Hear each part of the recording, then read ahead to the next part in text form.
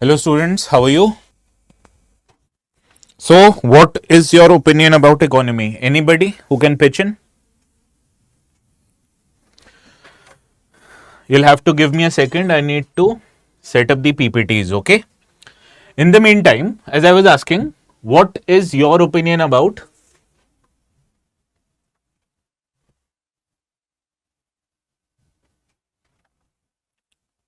expected cutoff? Well, wait for it.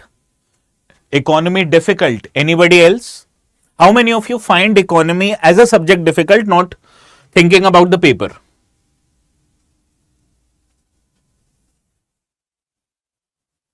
Good afternoon, Deepu. Learning law. Economy is doable. Very right. Learning law. What is your name? July.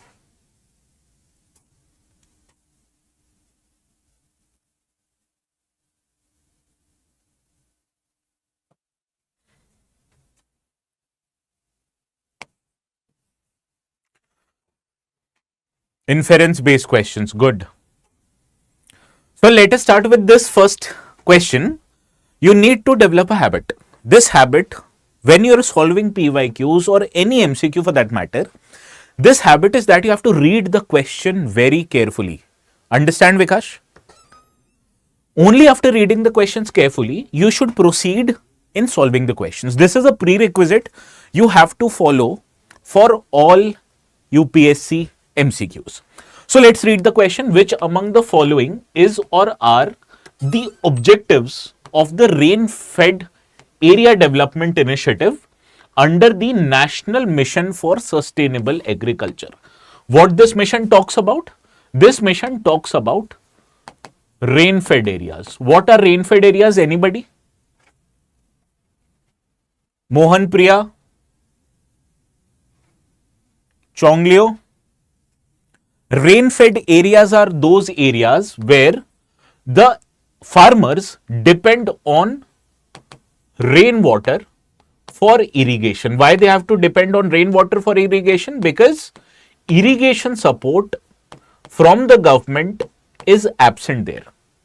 In general, about 51 to 55% of India's gross cropped areas, these are what? These are rain-fed in nature. And what do you think are the challenges in rain-fed areas? In rain-fed areas, since they are dependent upon rainwater for irrigation, if there is, wait a minute, just give me a second. If in rain-fed areas there is no rainfall, what would happen? If there is no rainfall, the crops that you are going to plant in rain-fed areas obviously are going to die.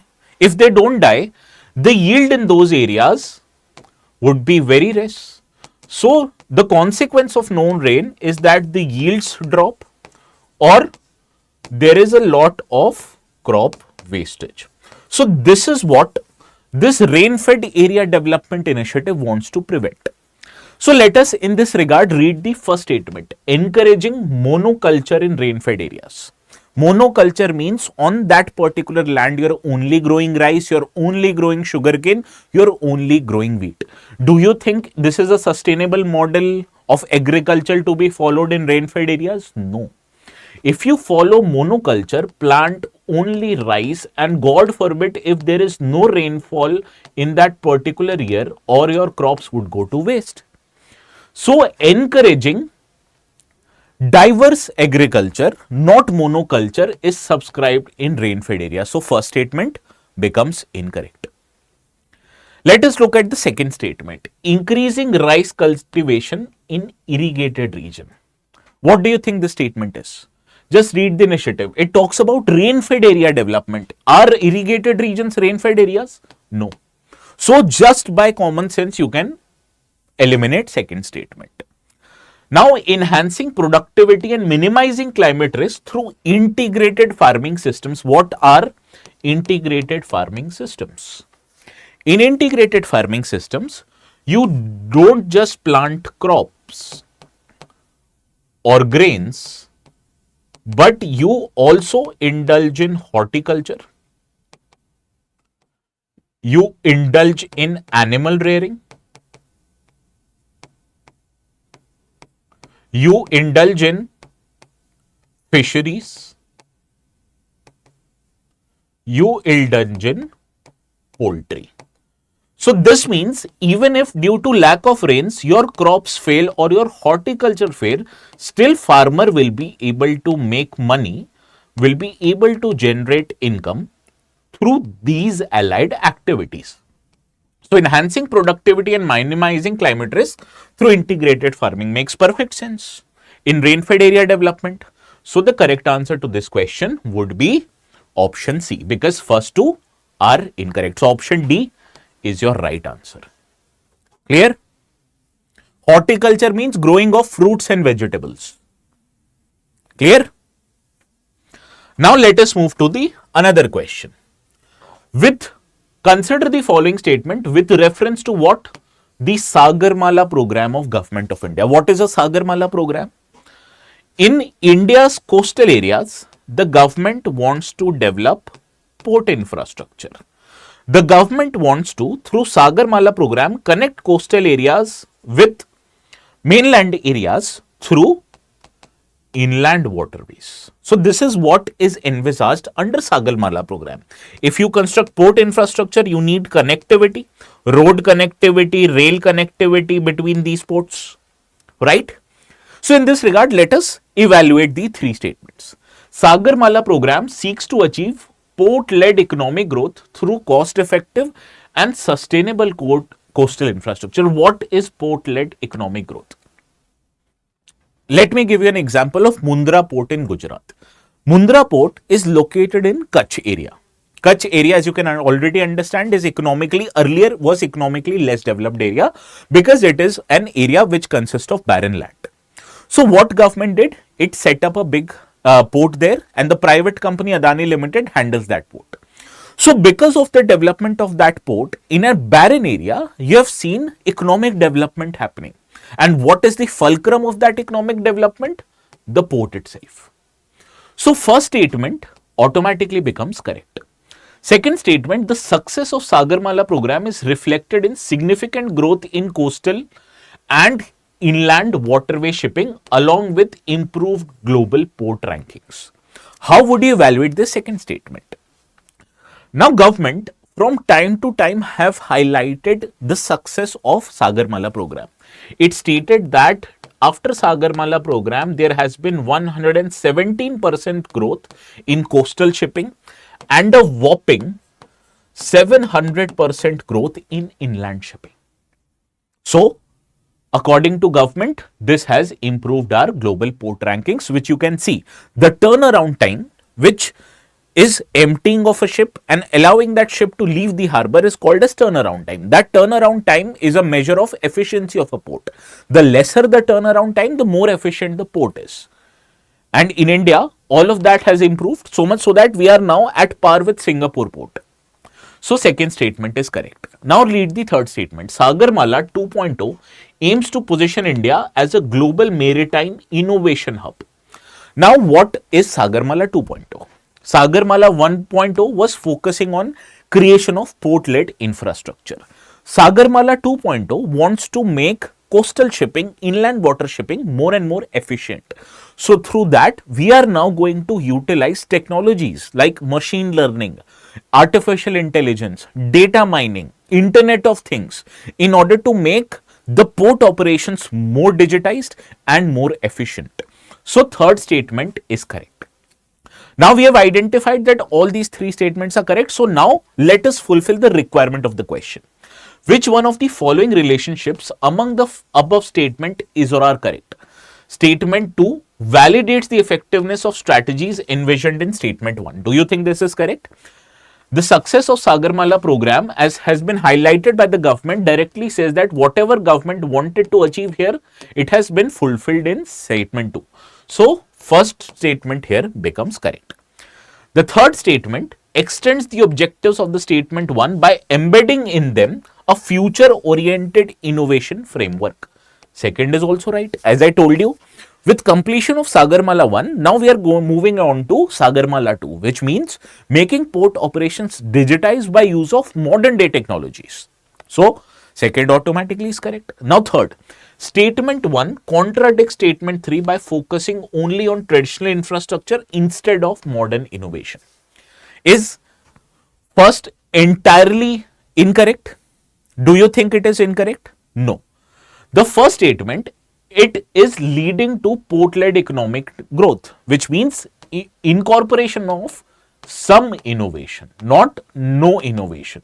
So this is an absolute statement.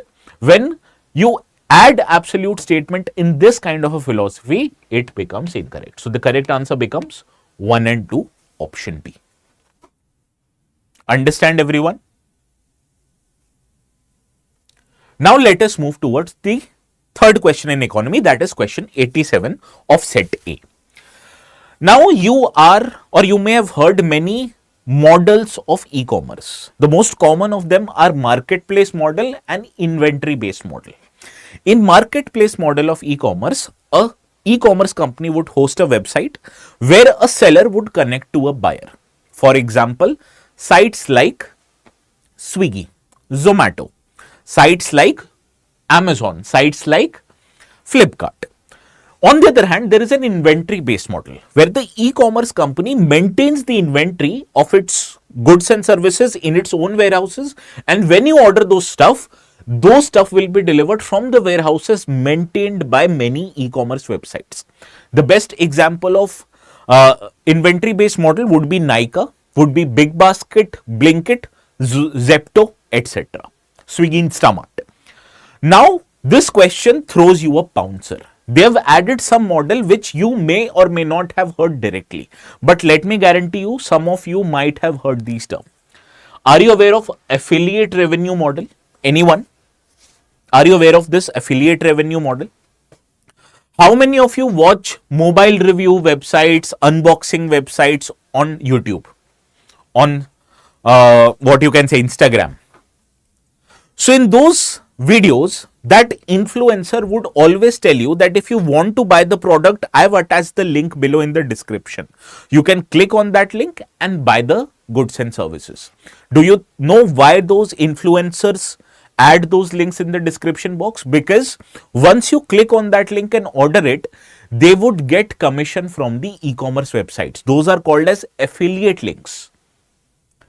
So those influencers, they do not have any control on the prices. They are just asking you to click that link so that they can get commission. That is called as affiliate based revenue model. Similarly, there is a transaction fee revenue model. Have you heard of sites like Razorpay,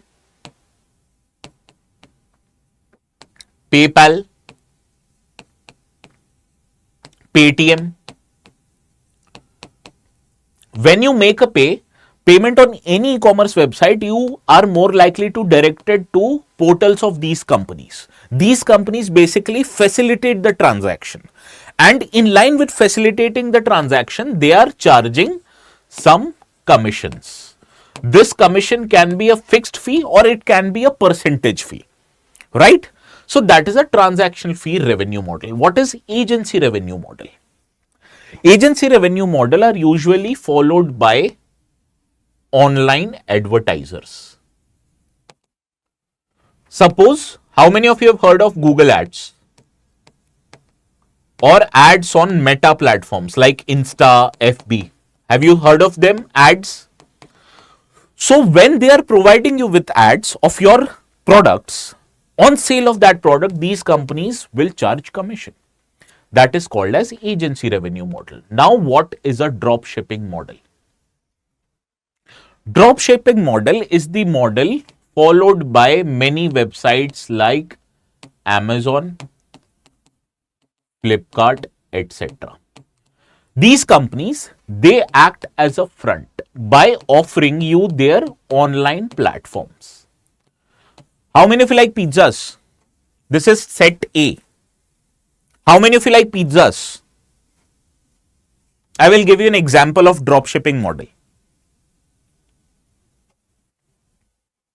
Any of you like pizzas? Have you tried ordering Domino's pizza?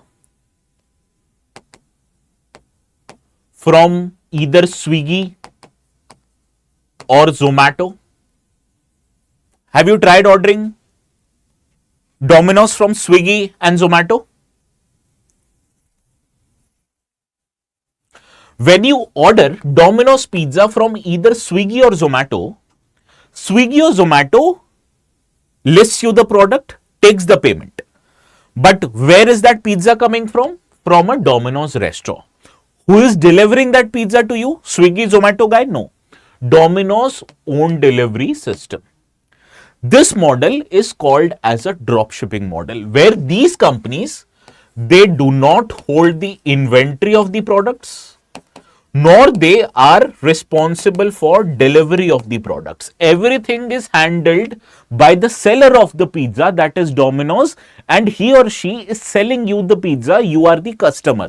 These platforms are only acting as a middleman, and this model is called as a drop shipping model, which is given in the question. An e-commerce revenue model where the seller has control over pricing. So the pricing is determined by Swiggy and Zomato, but they don't keep products in stock and instead transfer the orders and shipment details to a third party supplier, who then ships the goods directly to the customer. Who is the third party supplier here? Domino's. Understand? So I'm sure you all must have had pizzas by ordering it through Swiggy and Zomato. Heck, even I've done that. But did you know that this model is called as drop shipping model? So is it a question that have come out of thin air? No. Therefore, option A is the right answer here. Clear? Now, do you find economy interesting? Students?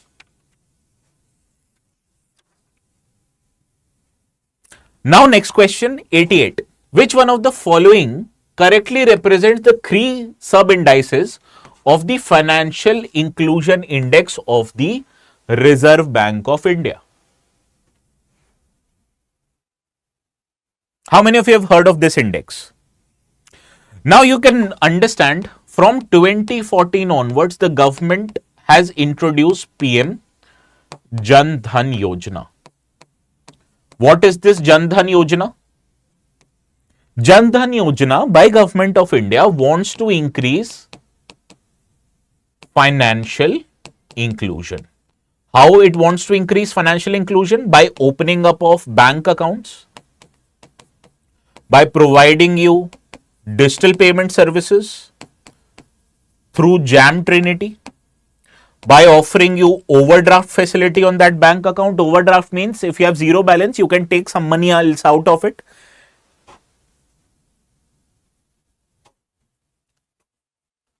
Domino's in that example is a third party. First party is a customer, second party is the platform, that is Swiggy, Zomato. Third party becomes Domino's. Yes. So all of these facilities, even insurance products like Pradhan Mantri Swasth Bima Yojana, Suraksha Yojana, life insurance, health insurance, etc., all of them are provided under the wider ambit of Jan Dhan Yojana. To understand whether this scheme has had an impact or not, the RBI formed a financial inclusion index. This financial inclusion index wants to gauge the financial inclusion in three different areas: access, usage, and quality. Access means how easily you can access financial products, like how near is the bank, how near is the ATM facilities, how good is the internet connection. Then comes usage. Okay, government has provided you a free or a zero balance bank account. Are you able to use that zero balance bank account? Are you depositing money? Are you utilizing overdraft facility? That is determined by usage. And quality.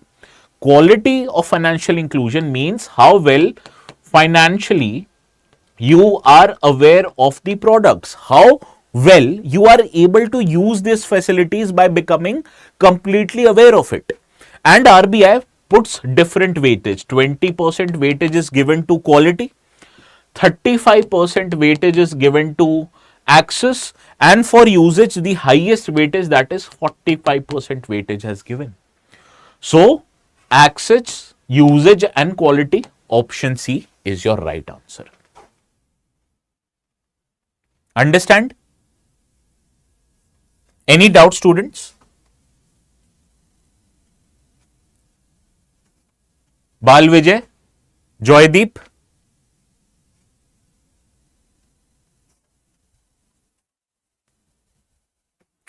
Now next question, again related to e-commerce. How many of you use e-commerce? Well, I used e-commerce just to reach in this office today. It is more likely that after I am done with the class, I'll have my lunch by ordering something. Right? Now, have you heard about ONDC, Open Network for Digital Commerce?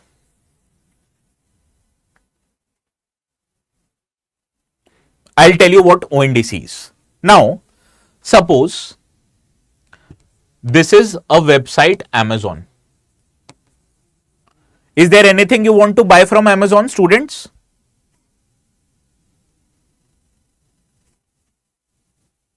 Is there anything you want to order from Amazon? Most likely your favorite mobile phone, right? So suppose you are a customer here. When you place an order for that mobile phone is listed on Amazon.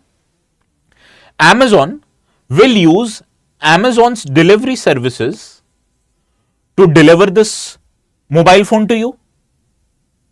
Similarly, to make that payment, it is more likely that you are going to use Amazon's payment system, Amazon Pay, or Amazon's credit card.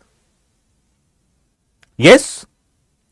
So what is happening here? You as a customer, if you have to order Amazon's mobile phone or phone listed on Amazon, you have no other choice but to make payment using the payment system that Amazon offers you, and the delivery, which they don't charge it but they add to the cost, will be done by Amazon only delivery. Do you have an ability to choose another payment system or another delivery provider here? No. So this is what are these e-commerce companies doing? They are trying to establish their dominance. Why do you think for most of the goods and services, we either rely on Amazon or Flipkart? Why don't we order it from some other sites? If I ask you to order a mobile phone from Meesho, would you order it? No. So what is happening here? If I am or you as an entrepreneur want to create a competitor of Amazon, you or I are most likely to fail because the entry barriers have increased. So now what the government is trying to do, it is trying to break the dominance of major e-commerce suppliers. So by setting up of ONDC, what the government has done, suppose you are a customer and you want to order, what is the latest iPhone, 17 or 18? I guess 17, right? Suppose you want to order iPhone 17. What do you want? You want to order iPhone 17. You don't care if Amazon delivers it to you, Flipkart delivers it to you, or some other third party like Chroma, Reliance Digital delivers it to you, right? All you want is iPhone 17. So you as a customer search on ONDC iPhone 17. They will list Amazon's price, they will list Flipkart price, they will list Chroma price, they will list Reliance Digital price, they will list Vijay Sale price. So you can buy it from Chroma using ONDC. Now, to deliver, the ONDC platform will find the cheapest delivery services. Regardless, it can be Amazon, it can be Flipkart, it can be Chroma's own delivery, it can be Reliance Digital or Vijay Sales delivery.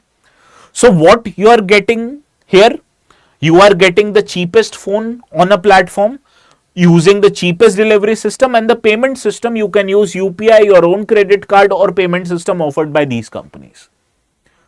So what is happening here? They are trying to break the dominance of large e-commerce platform by allowing interoperability. Interoperability means ordering from one website, using payment services of second website and using delivery services of the third website, which is not possible if you use Amazon or Flipkart or the respective platforms offered by these platforms. Clear?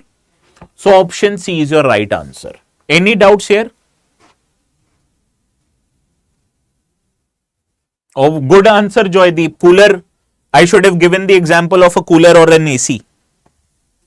How many of you bought AC this year? ACs have become cheaper because of GST rationalization. Sadly, no question on GST rationalization this year. But now this, I'm sure all of you are using it. UPI. How many of you are using UPI?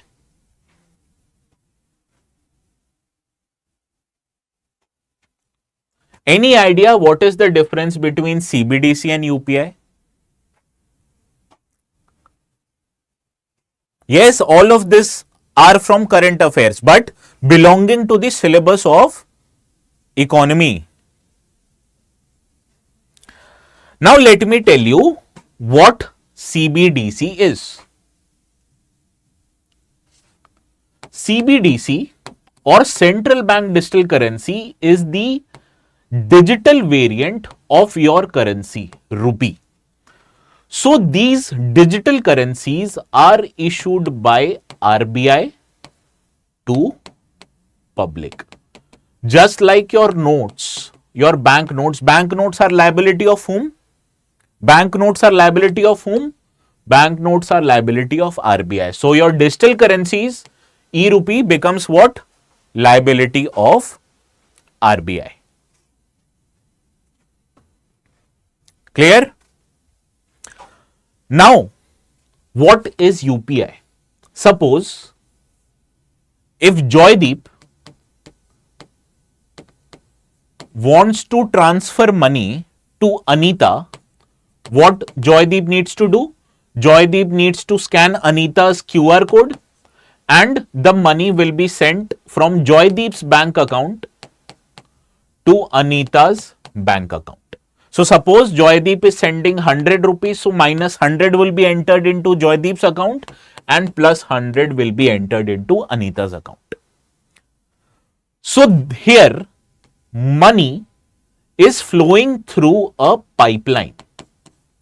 What is this pipeline? This pipeline is called as UPI. What is flowing here? Money.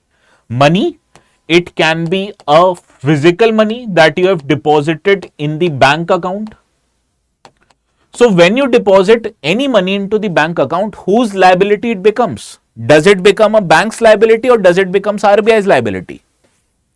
Suppose Joydeep किस bank में account है? Joydeep, let us suppose you have a bank account in SBI.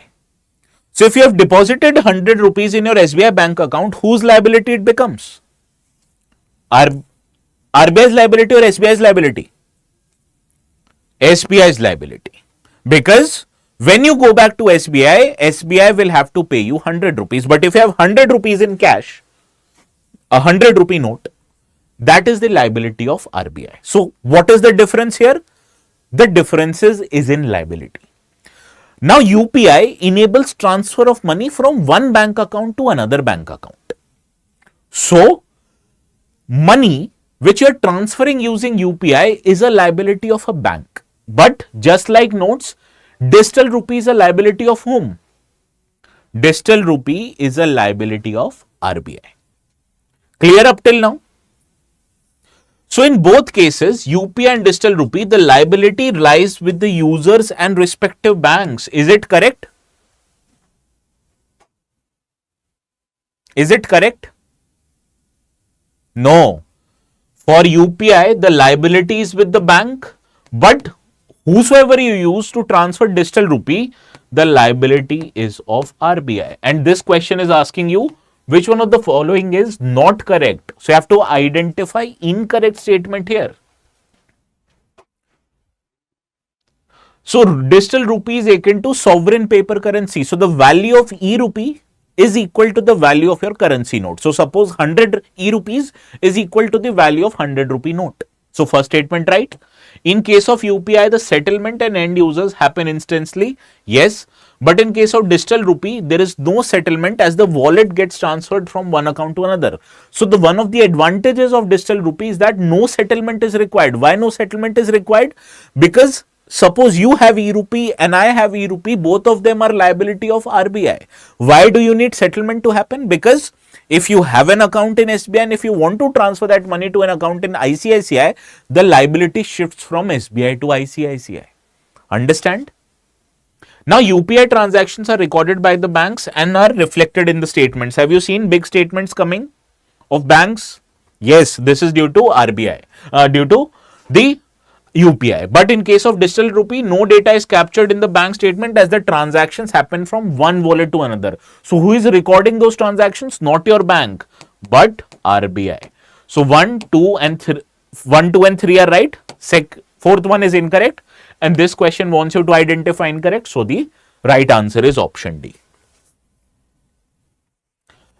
Now, which one of the following statement are true about real world asset tokenization? What is tokenization, students?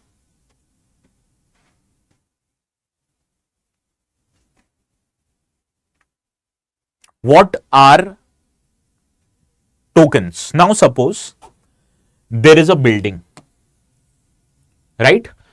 This building is a commercial building. What do you think would be the price of this building if it is located in a metro city? Approximately 100 crore rupees. Let us suppose 100 crore rupees. Now, if you want to invest in this building, would you be able to invest in this building if it is 100 crore rupees worth?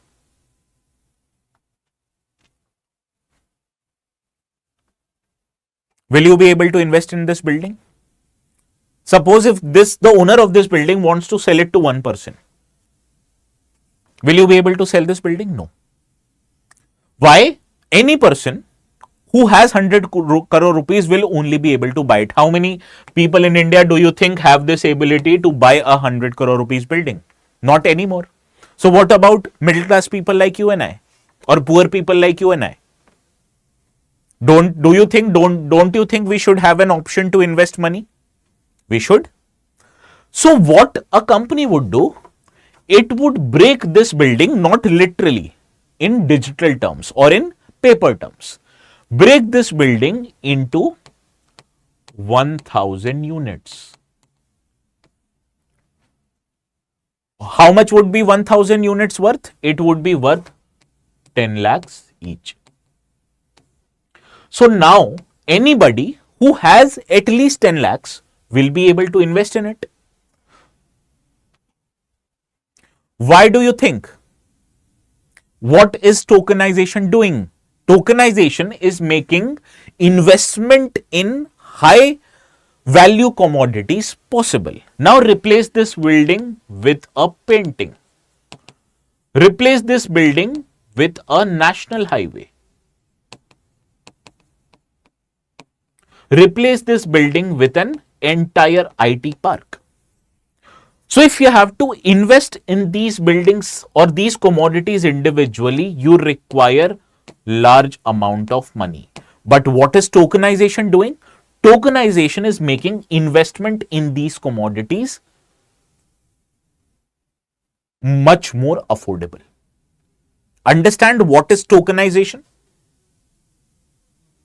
Deepdas? Any doubts on tokenization? Now there are multiple ways of making a token. You can make tokens digitally or you can make tokens on paper. Have you heard of blockchain technology? Have you heard of blockchain technology that is being used for cryptocurrencies?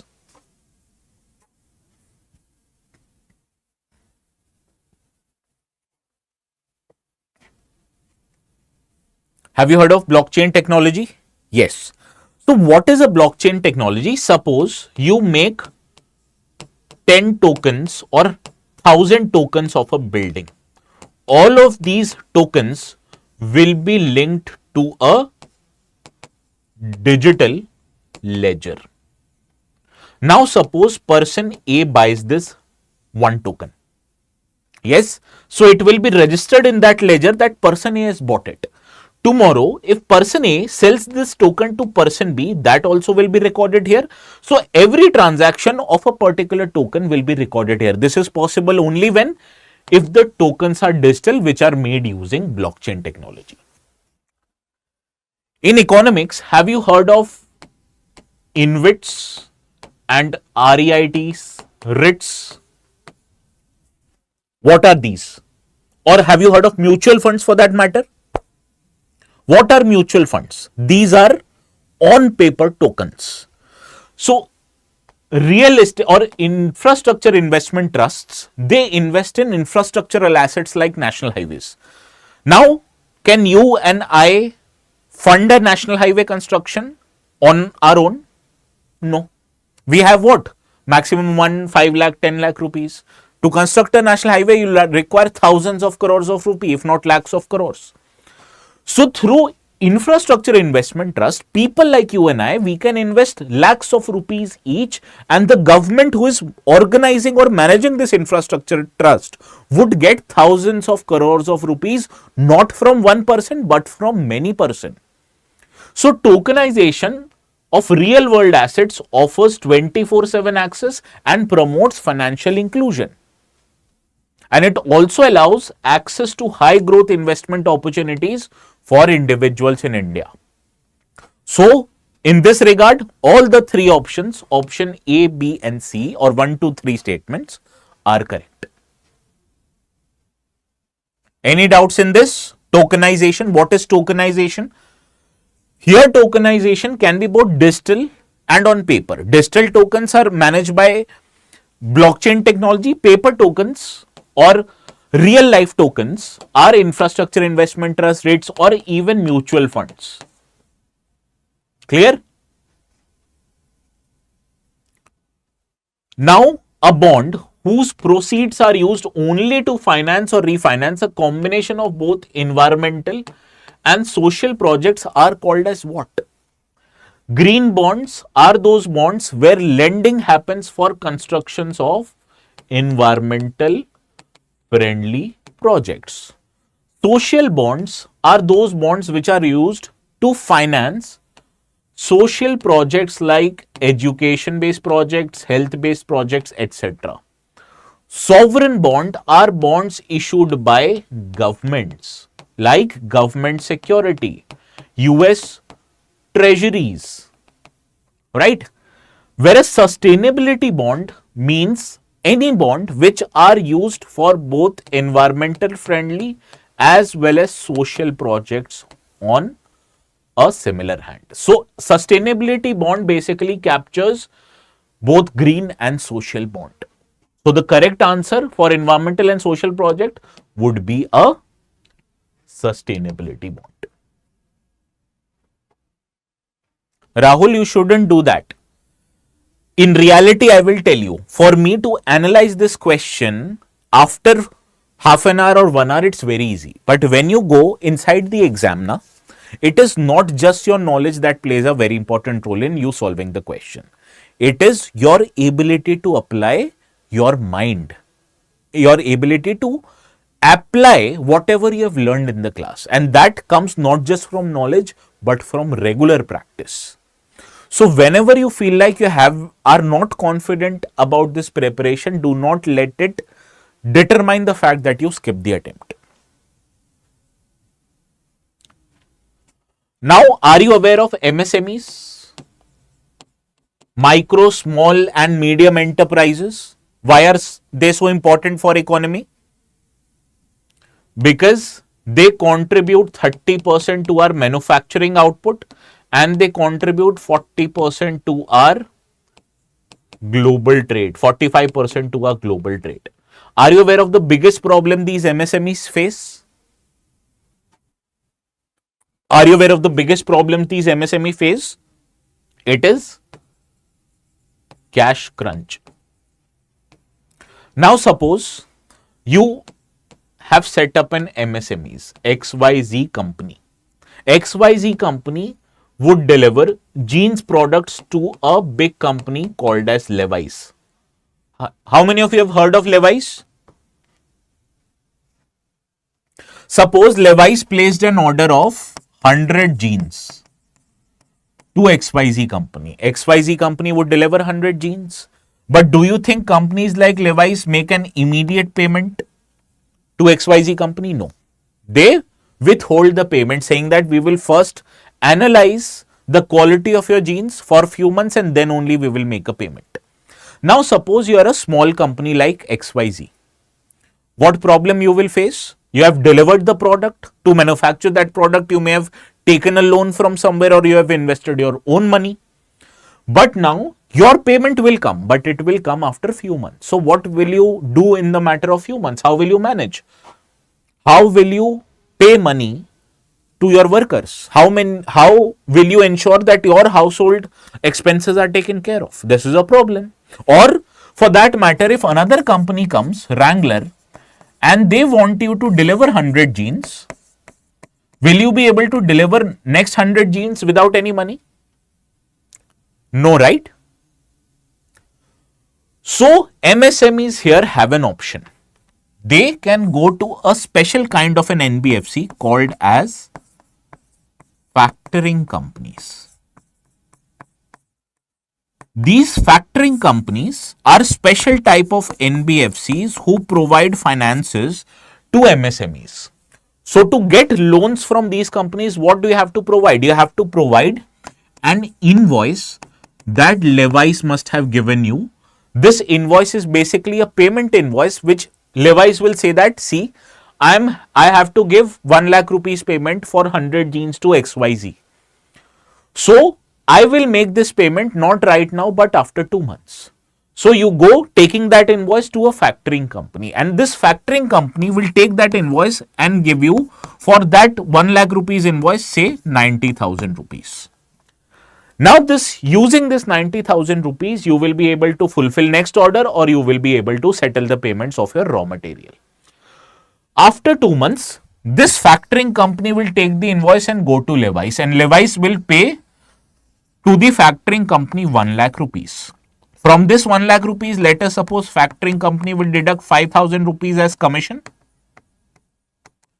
and give you the rest 5,000 rupees. So how much money XYZ company is making here? 95,000 rupees.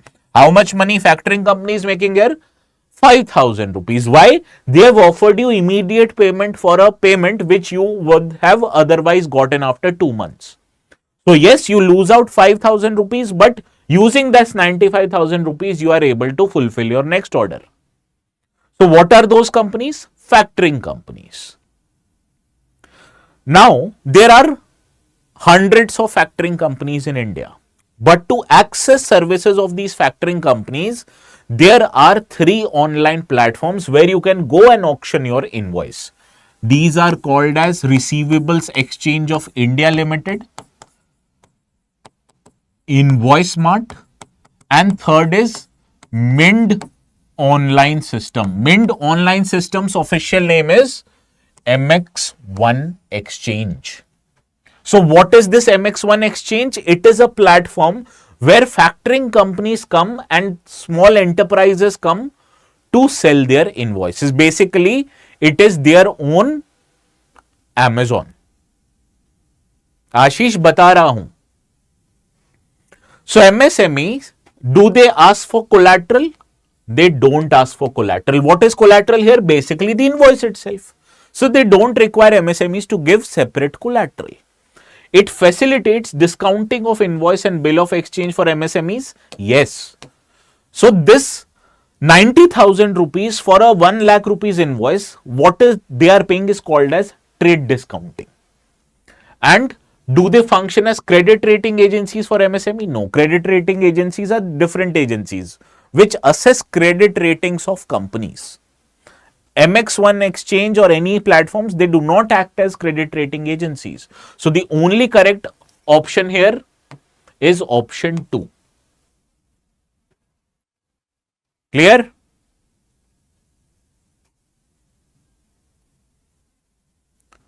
Now, what is crowding out effect? This has consistently appeared in the newspaper.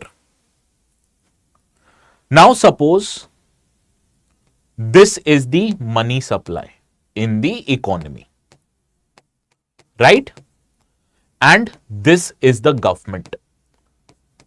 What do you think about government's receipts and government's expenditure? Which is higher? Usually,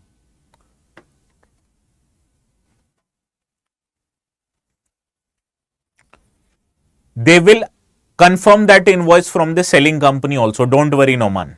That doesn't happen. An invoice number comes with GST and other numbers also, which you can identify. And the companies themselves will sell the invoice there itself. Now, usually for a government, expenditures are always higher than receipts. So, to balance this gap, the government undertakes borrowings. Where does government borrow money from? From the market. So, if government undertakes more borrowings from the market, what do you think would happen to money supply? Money supply reduces. When money supply reduces, the existing money from the market, will they be available for higher rate of interest or lower rate of interest?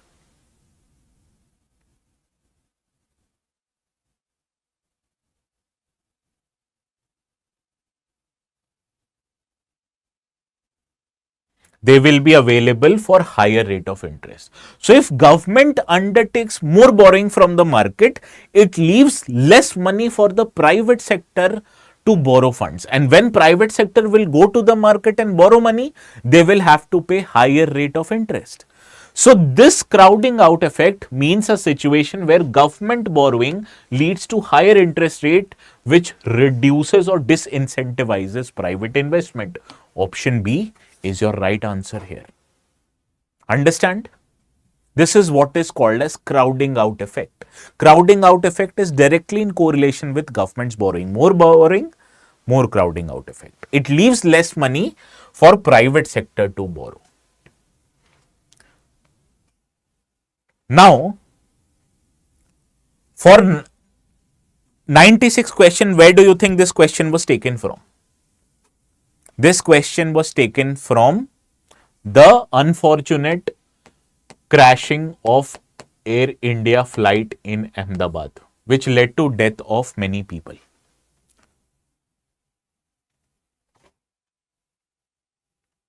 Right? Now, in that crash or any crash for that matter, the aircrafts are insured by the aircraft companies. So, that aircraft which crashed, all of that money will be recovered by Air India from the insurance companies. Now, there are different types of insurance that you do. For aircraft, you do insurance for the aircraft itself. If there is some damage to the aircraft, entire damage, some damage, the aircraft operating company gets money from the insurance. Similarly, for the passengers traveling in that aircraft, if they are injured during a landing, during that flight, or unfortunately if they die during the flight, the nominees or the loved ones of that person who has perished, they will also get insurance money. So the first statement, aviation hull insurance, it covers damages to the physical aircraft, including damages to body, engine, onboard equipment. So the first statement is right. Now, to deal with international civil aviation, there was a convention called as Montreal Convention, which India also subscribes to. So, this Montreal Convention says that in case of an aircraft accident or a crash, if somebody dies, the relatives of those persons do not have to establish the blame of the company. Even if those people die because of some natural disasters during a flight, even then the aircraft operating company, here Air India, is liable to pay compensation to the loved ones of the victims. That is what Montreal Convention says. So airlines are strictly liable to pay compensation to the family or nominee of every deceased passengers without them requiring to establish the fault of the airline. So if airline is at fault or not, or if the aircraft crashes and people die, then every of the dead people's relative would get compensation from the airline. So you must have realized Air India offered compensations to all the victims, which amounted to hundreds of crores rupees, right? This is because Montreal Convention asked them to do so. So both of these statements are right. And where do you think UPSC has picked up this question? Because of the Air India crash. Clear? So I'm sorry I have to discuss this question, but we have to solve this question. Now, how unfortunate might have been the circumstances for this question to come? Now, how many of you are aware of the fact that when people get sick, they ask money from other people for treatment online? Have you come across those posts on social media? During COVID, it was very viral that somebody is admitted in the hospital and they do not have money for the treatment. So they go to a website and they ask people to contribute whatever they can, 100 rupees, 10 rupees, 1000 rupees, whatever they want. Have you seen those posts? What are those called as? Those are called as crowdfunding. Crowdfunding means to fund anything, you are asking crowd or different people some amount of money, basically small amount of money.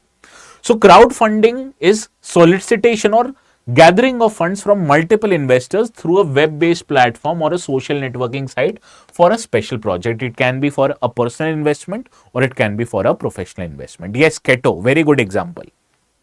Crowdfunding. Now SEBI has come up with a plan that small medium enterprises, if they go to a bank, they will have to furnish documents, they will have to deposit collateral to get loans from financial institutions, or they could even go to a crowdfunding platform and ask people to invest money in them at small amounts without having to prove their worthiness or to give collateral. So don't you think this is a very good option for a small and medium enterprise to gather funding? Yes. So they can bypass formal banking and get money from small investors using crowdfunding. So option 1 and 2 both correct. Yes, Quanta, very right. Anamika also correct. Joydeep. Moong dal? Is your name Moong dal? Sorry, I don't know your actual name. You are in third year, you should begin your preparation. But take 2028 course, Kaushik, right? Don't opt for 2027 course. Opt for 28 or 29 courses. Give yourself time. And very good, you want to become IPS officer. Our country needs many honest policemen.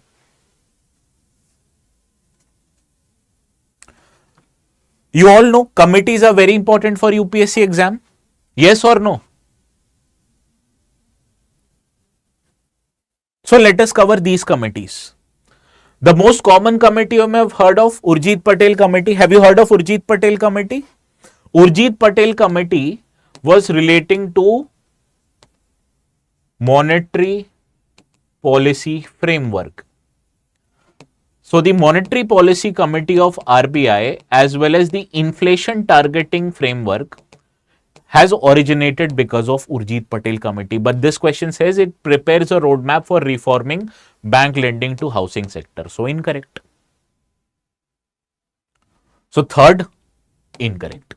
Now let us look at fourth one. YH Malegam Committee. Have you heard of microfinance?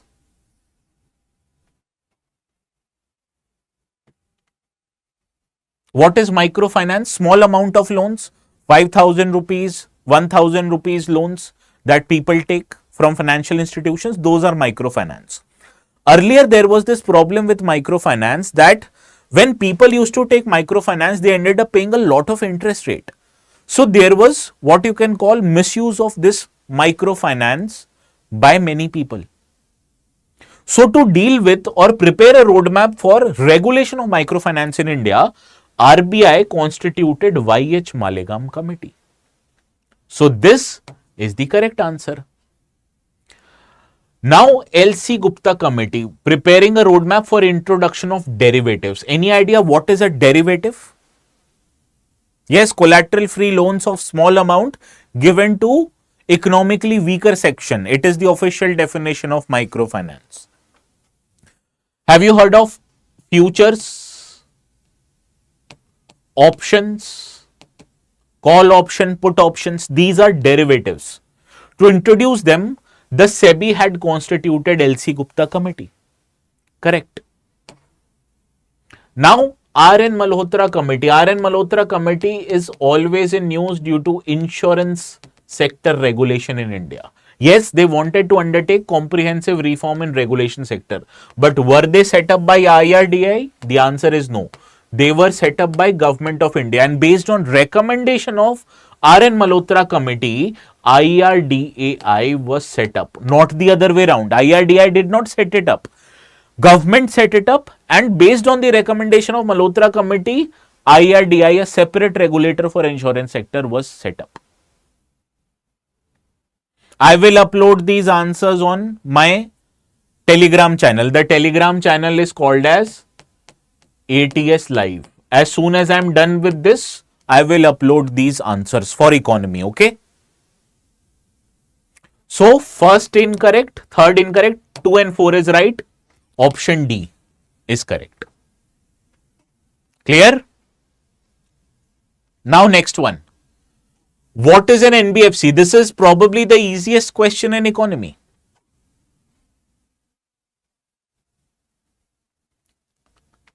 The difference between a bank and a non-bank or NBFC are three. First, in banks, you can open a time deposit account like a fixed deposit account, or a demand deposit account like a savings banks or current account. In a non-bank, there is no provision of demand deposits account. In some non-banks called as NBFCs, deposit taking NBFC, here you can open a time deposit account. So NBFCs cannot open demand deposits, correct.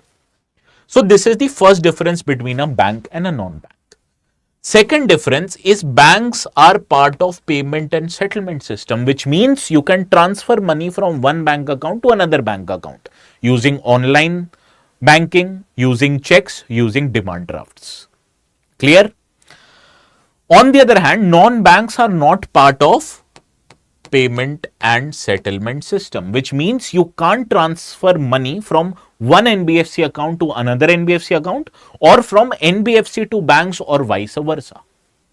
So, NBFCs do not form a part of payment and settlement system, and therefore they can't write checks. So, third statement becomes incorrect.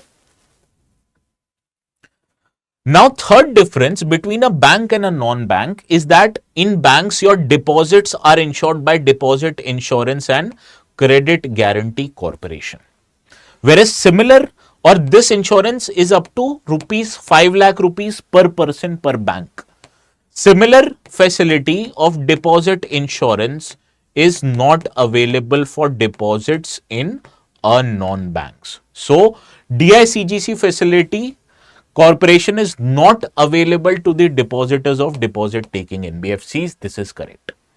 Now, what about second statement?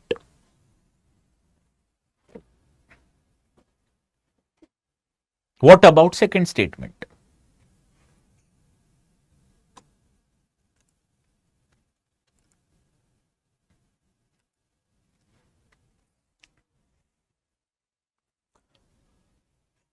Now, RBI follows what is called as a 50-50 rule. This 50-50 rule says that any company, if 50% of their assets are financial in nature and 50% of their income are from financial assets, only then they are required to register with RBI. Otherwise, they are required to register with their respective sector regulator. Clear? So, not all, but only those NBFCs who qualify 50-50 rule are able to register with RBI. So, this is incorrect. So, what is correct? 1 and 4, option A. Clear? Now, the last question, multidimensional poverty index. Multidimensional poverty index was first brought by UNDP, United Nations Development Program, which consists of 10 indicators. India's Niti Aayog modified this UNDP का MPI by adding two more indicators. This is banking, that is through bank accounts, and maternal health. So in Niti Aayog's MPI index, it consists of 12 indicators. So this is correct. And maternal and bank account are unique to Niti Aayog. These are not found in UNDP's MPI. So third statement incorrect. And the methodology used to calculate it is called as Elkayer-Foster methodology. Clear? So first and second is right, third is incorrect. Option A is your right answer. Clear? Now, how many of you have any doubts with respect to economy? How do you think this paper was? Easy with respect to economy, tough or moderate?